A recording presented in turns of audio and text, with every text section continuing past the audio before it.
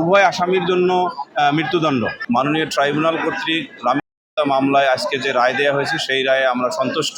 এবং সংক্ষিপ্তভাবে যদি আমরা বলি যে এই মামলায় মাননীয় প্রধানমন্ত্রী, স্বরাষ্ট্রমন্ত্রী এবং আইনমন্ত্রী তাদের যে এই মামলা দ্রুত বিচারের নিমিত্তে যে সকল পদক্ষেপ নেওয়া জরুরি ছিল তারা নিয়েছেন জন্য এই মামলায় আমি, আমার সাথে advocate any, advocate Rumi, advocate Jahangir, advocate বাদশাহ মিলে আমরা এই 16 জন সাক্ষীর সাক্ষ্য গ্রহণের ক্ষেত্রে আমাদের যে দায়িত্ব পরিপূর্ণভাবে পালন করেছি। এবং সেই দায়িত্ব পালন করার মধ্য দিয়ে আমরা যখন আজকে রায়টি পেলাম যে সর্বোচ্চ শাস্তির রায়, তখন ডেফিনেটলি আমরা সন্তুষ্ট।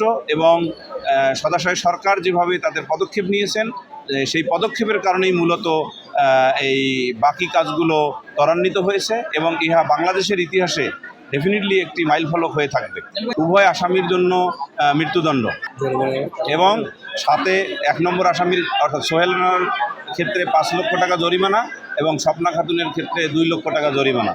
এবং সংশ্লিষ্ট কালেক্টর অর্থাৎ ডিস্ট্রিক্ট কালেক্টর, যিনি সাধারণত ডিসি নামে পরিচিত, উনি এই আইনের অধীনে যে জরিমানাটা করা হয়েছে সেই জরিমানা আদায় করত সংশ্লিষ্ট ভিকটিমের যে ওয়ারিশ তাদের নিকট পৌঁছে দেবেন।